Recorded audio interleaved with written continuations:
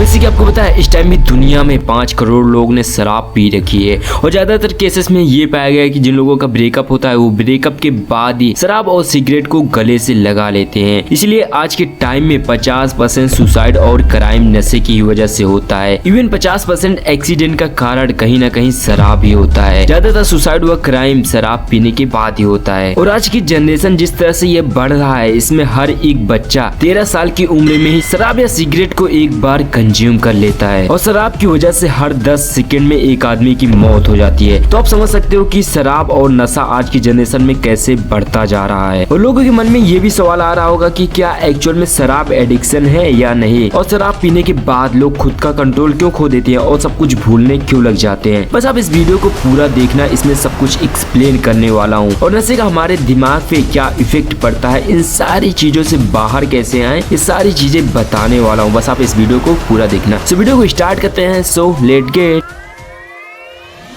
वैसे तो हमारे दिमाग में केमिकल का पूरा भंडार है। अपने केमिस्ट्री में तो पढ़ा ही होगा बहुत सारे केमिकल्स के बारे में। वैसे ही हमारे दिमाग में बहुत सारे केमिकल्स पाए जाते हैं, जैसे एंडोर्फिन, ऑक्सीटोसिन, सेरोटोनिन और जो मैं हर वीडियो में कहता हूँ सबका बाप डोपामीन। हमारे दिमाग में ऐसे बहुत सारे अमेजिंग केमिकल मौजूद हैं। जब आप किसी से गले मिलते हो या फिर हाथ मिलाते हो या फिर किसी ह्यूमन बींग्स को टच करते हो तब आपके ब्रेन में ऑक्सीटोसिन केमिकल रिलीज होता है। और ऑक्सीटोसिन को बॉन्डिंग केमिकल भी कहा जाता है, मतलब कि ये हमें किसी से जोड़ता है। जब कोई फ्रेंडशिप में हाथ पकड़कर चलता है तब भी यही केमिकल रिलीज होता है। और जब आपकी कोई तारीफ करता है या फिर आपके सामने आपके बारे में कुछ अच्छा बोलता है तब आपको जो गुड फील होता है वो एक्चुअल में सेरोटोनिन केमिकल के कारण ही होता है। और जब आप एक्सरसाइज करते हो या फिर योगा करते वक्त जो आपको अच्छा फील होता है वो एंडोर्फिन केमिकल के कारण ही होता है। और अब आता है सबका बाप डोपामिन, जिसकी वजह से आपकी लाइफ आबाद भी हो सकती है और बर्बाद भी। ऐसा नहीं है कि डोपामिन सिर्फ एक एडिक्शन के लिए, इसके बहुत सारे पॉजिटिव वे भी हैं जिससे कि आप अपनी लाइफ को बहुत ही ज्यादा इंप्रूव कर सकते हो। उसके बारे में मैं आगे वीडियो बनाने वाला हूँ। और अब आते हैं डोपामिन पे। तो ये वही केमिकल है जो आपके किसी भी नशे, सिगरेट, शराब और किसी भी खाने चीज को या फिर जो आपको खुशी देता हो उस समय यही केमिकल रिलीज होता है। और ऐसा नहीं है कि सिर्फ रिलीज होता है बल्कि बहुत ही ज्यादा मात्रा में रिलीज होता है। मतलब कि ये जो हमारा ब्रेन है इसमें धीरे धीरे डोपामिन रिलीज होता रहता है। जो भी आप खाते हो, देखते हो, सुनते हो, इन सभी चीजों में थोड़ा थोड़ा केमिकल रिलीज होता रहता है। लेकिन जब आप किसी भी शराब, सिगरेट, इन सब चीजों का यूज करते हो तो आपके ब्रेन में जितना डोपामिन बन के थोड़ा थोड़ा रिलीज होता रहता है वो बहुत सारा डोपामिन बन के एक साथ रिलीज हो जाता है, जिससे कि हमें कमाल की फीलिंग का एहसास होता है। और इसी फीलिंग को हम दोबारा पाने के लिए हम दूसरी बार शराब ढूंढने लगते हैं। लेकिन जब ये डोपामिन एक साथ इतनी ज्यादा मात्रा में निकलता है, इसी की वजह से कुछ देर तक डोपामिन निकलना बंद हो जाता है, तब आपको कुछ भी अच्छा फील नहीं होता है। और जो शराब पीने के बाद इतनी अच्छी फीलिंग मिलती है और इसी फीलिंग को आपका ब्रेन आपसे बार बार मांगने लगता है, जिसकी वजह से आपके पास इतनी अच्छी फीलिंग देने के लिए आपके पास सिर्फ एक ही ऑप्शन होता है कि वो फिर से शराब पी ले। और आप दोबारा शराब पी लेते हो। तो इसी की वजह से लोग इसके धीरे धीरे एडिक्ट होते चले जाते हैं। और आपने कभी न कभी ये जरूर सोचा होगा कि शराब पीने के बाद कोई भी इंसान लड़खड़ाने क्यों लगता है, हमारा शरीर बेकाबू क्यों हो जाता है और हम सब कुछ भूलने क्यों लग जाते हैं। तो चलो ये सब भी डिटेल में जानते हैं। तो देखो, जब शराब हमारे बॉडी के अंदर जाता है तब जो ये हमारा स्टोमच होता है यानी कि हमारा पेट, ये 10% शराब को अपने अंदर ऑब्जर्व कर लेता है और बाकी की बची हुई शराब छोटे इंटेस्टाइन में जाके खून में ऑब्जर्व कर लिया जाता है। और हमारा लीवर शराब के 15 मिलीग्राम एवरी हावर्स को मेटाबोलाइज कर पाता है, यानी कि पूरे शराब के इतने शराब को एनर्जी के रूप में कन्वर्ट कर पाता है। और इससे ज्यादा जो शराब बचता है वो शरीर के अंदर जमने लगता है और इसी की वजह से आपका शरीर नशे का इशारा आपके ब्रेन को देने लगता है और आप होश खोने लगते हो। तो अब सवाल ये आता है कि शराब हमसे ये सब कैसे करवा लेता है। तो सुनो, हमारे ब्रेन में गाबा न्यूरॉन्स होता है जिसे कि स्टॉप न्यूरॉन्स भी कहते हैं, और ग्लूटामेटर्जिक या फिर गो न्यूरॉन्स, यही वो न्यूरॉन्स है जो हमसे काम करवाता है। इसी न्यूरॉन्स के सिग्नल मिलते ही हमारा बॉडी किसी भी काम को करता है और जो नशा वाली चीज होती है वो इन दोनों न्यूरॉन्स पे असर डालती है। अगर इसे सिंपल तरीके से बताएं तो ये हमारे दिमाग के काफी हिस्से को ठप कर देती है। और इसमें से एक हिस्सा होता है प्रीफ्रंटल कॉर्टेक्स, यानी कि हमारे ब्रेन का ये हिस्सा जो कि हमें विल पावर के लिए मोटिवेट करता है और ये बहुत ही ज्यादा पावरफुल होता है, लेकिन शराब इसे भी किसी काम का नहीं छोड़ती है, जिसकी वजह से हम सब कुछ भूलने लग जाते हैं और हमारा बॉडी बेकाबू हो जाता है, जिसकी वजह से हम कुछ भी बोलते रहते हैं। तो आप समझ गए होंगे कि ये किस तरह हमें एडिक्ट करता है, शराब का हमारे दिमाग पे क्या असर पड़ता है और हम सब कुछ भूलकर हमारा बॉडी बेकाबू क्यों हो जाता है। तो आप जानेंगे कि शराब क्या सच में एडिक्शन है। तो सुनो, अगर इस तरह से देखा जाए तो ये एडिक्शन है भी और नहीं भी, बल्कि इसे एडिक्शन बनाया जाता है, क्योंकि यहाँ हम जो भी चीज खाते हैं, पीते हैं, सुनते हैं, देखते हैं, इन सारी चीजों से डोपामिन निकलता है। जो भी चीजें यहाँ पे आप करोगे और आपको अच्छा फील हो रहा है तो समझ जाना कि आपके ब्रेन में डोपामिन रिलीज हो रहा है। बस फर्क सिर्फ इतना होता है, तो किसी में डोपामिन ज्यादा रिलीज होता है तो किसी में कम, लेकिन रिलीज सब में होता है। जैसे जब आप कोई जंक फूड खा रहे हो तब आपको टेस्ट में बहुत अच्छा लगता है और आपको अच्छा फील होता है, तो ऑब्वियस सी बात है आपका ब्रेन सेम डोपामिन यानी कि सेम फीलिंग के लिए आपको फिर से मोटिवेट करेगा, जिसके लिए आप वही चीज फिर से खाते हो। तो क्या ये भी एक एडिक्शन है? जी हाँ, ये भी एक एडिक्शन है। लेकिन अब सवाल ये आता है कि हमारे पेरेंट्स हमें स्मोकिंग के लिए क्यों रोकते हैं? तो सुनो, इसका आंसर है रॉन्ग इफेक्टिंग योर ब्रेन। मतलब कि जब आप शराब पीते हो तब आप सेम फीलिंग के लिए उसे दोबारा पीते हो और सेम यही प्रोसेस जंक फूड या फिर किसी और चीज में होता है, लेकिन दोनों में जो हमें लॉस होता है वो शराब में ज्यादा होता है, जो कि वो हमारे ब्रेन के कई पार्ट को रोक देता है, लेकिन जंक फूड या फिर किसी और चीज में इतना ज्यादा इफेक्ट नहीं पड़ता है। और जबकि लोग दोनों में ही डोपामिन के पीछे ही भागते हैं। और ये भी पाया गया है कि ज्यादातर लोग शराब और सिगरेट किसी ब्रेकअप या फिर किसी टेंशन में ही पीते हैं और इतनी प्रॉब्लम्स होने के बाद बस किसी एक के कहने के बाद वो पी लेता है और कुछ टाइम के लिए वो अपनी प्रॉब्लम्स भूल जाता है। तो ऑब्वियस सी बात है वो उसे फिर से भुलाने के लिए दोबारा शराब पिएगा, क्योंकि वो अपनी प्रॉब्लम्स को कुछ टाइम के लिए भूल रहा है। और जिनको कोई भी प्रॉब्लम नहीं है वो फिर भी वो नशा करते हैं, तो वो सिर्फ डोपामिन के पीछे भाग रहा है, जिसके कारण वे एडिक्ट होते चला जाता है। लेकिन ज्यादातर यही देखा गया है कि लोग टेंशन में ही ज्यादा नशा करते हैं। तभी आप देखते होंगे कि जो बड़े एज के लोग या फिर जिनका ब्रेकअप हुआ रहता है वो ज्यादा स्मोक कंज्यूम करते हैं। तो मैं ये पूछना चाहूंगा कि आप 2 पल के लिए अपनी प्रॉब्लम्स को भूलते हो, लेकिन उस 2 पल के लिए जो आप बहुत कुछ खो देते हो वो आपको पता भी नहीं होता है। अगर आपको कोई प्रॉब्लम है तो उससे मिटाओ ना, उससे कुछ टाइम भुला के क्या तुम्हारी प्रॉब्लम सॉल्व हो जाएगी? नहीं ना। तो अभी प्रॉब्लम्स को देखो ना, ऐसी कोई भी प्रॉब्लम नहीं है जो सॉल्व ना हो सके। इसे आप कुछ टाइम के लिए भूल तो जाओगे लेकिन हमेशा के लिए एडिक्ट हो जाओगे, उसका क्या? और जो मजे के लिए नशा करते हैं, मैं उनको सिर्फ इतना कहना चाहूंगा कि यार आपको सिर्फ नशे में ही इतना डोपामिन नहीं मिलता है, बल्कि बहुत सारे पॉजिटिव चीज में भी आपको इतना डोपामिन मिलता है कि जितना आप सोच भी नहीं सकते हो। किसी पॉजिटिव चीज को देखो, सुनो, खाओ,